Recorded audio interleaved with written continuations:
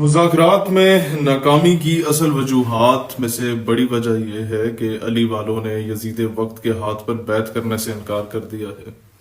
اول تو امریکہ کبھی کسی سے مذاکرات کے میز پہ بات نہیں کرتا، جنگ کے میدان میں بات کرتا ہے۔ پہلی بار ایسا ہوا کہ امریکہ نے کسی کو اپنے مد مقابل، اپنے قابل اور اپنے برابر کا سمجھا اور فیس سیونگ کے لیے کسی ملک سے ریکویسٹ کی کہ مجھے اس کے ساتھ بٹھا دو۔ اور وہاں پر بھی جب مذاکرات میں امریکہ بیٹھتا ہے تو وہ اپنے فیصلے سناتا ہے، اگلے کی بات نہیں سنتا۔ اپنے فیصلے سنانا چاہے تو اگلوں نے انکار کیا۔ دوسرا یہ کہ ان کا وفد انتہائی امیچور وفد تھا اور بغیر تیاری کے آیا ہوا وفد تھا۔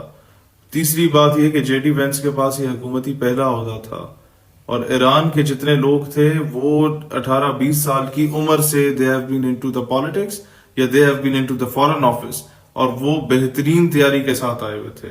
وہ 40 سال اس سسٹم کا حصہ رہنے کے بعد آ کے ان کے سامنے بیٹھے تھے، اور ان کی ٹیکنیکل ٹیم جہاں جہاں ایران کو لگتا تھا کہ ہماری ٹیکنیکلٹیز میں کوئی مسئلہ اگر ہوگا، اگلے 15-20 منٹ کے بعد بھی کسی مذاکرات میں ساتھ ساتھ اپنی ٹیمیں بلائی جا رہے تھے۔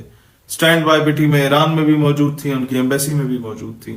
تیسری چیز کہ ان دونوں فریقین سے زیادہ تیاری پاکستان کی تھی، کہ پاکستان نے دونوں کو ایک دوسرے کے مطالبات پر کنونس کرنے کے لیے پورا ایک فریم ورک تیار کیا ہوا تھا۔ آپ کے ایم او ڈائریکٹریٹ کے جتنی کریم فوج کی وہاں پہ بیٹھی ہوئی ہے، وہ پچھلے ایک ہفتے سے انہوں نے اپنے بیوی بچوں کو نہیں دیکھا تھا۔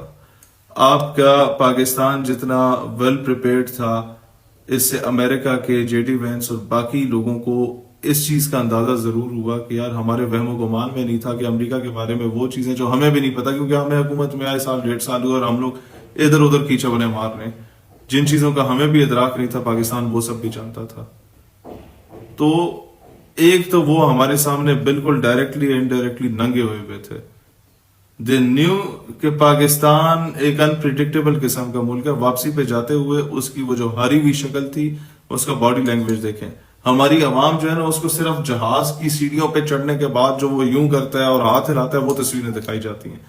اسے واپسی پہ محسن نقوی رساق ڈار سے ملنے وقت کی جو اس کی باڈی لینگویج تھی وہ دیکھیں۔ فوراً آدھا سے سلام کر کے بھاگ ہی جا رہا تھا۔ اسحاق ڈار نے ذرا زبردستی کر کے پوری طریقے سے سلام لیا، جی بڑی شکریہ، بڑی مہربانی۔ مطلب ان لوگوں میں ایتھکس اور نارمز تو ہیں ہی نہیں نا۔ دوسرا مسئلہ یہ تھا کہ ہی واز انیبل کہ وہ فیس کر سکتا پاکستانیز کو ان مذاکرات کے بعد۔ اور پھر پاکستان نے اسپیشلی ان کو کہا کہ بھائی جاتے جاتے تم نے یہ ضرور بتانا ہے کہ ناکامی was not because of Pakistan and Pakistan tried its level best, کیونکہ ہمارے دو ایک ایسے حاسدین موجود ہیں، ایک تو ناجائز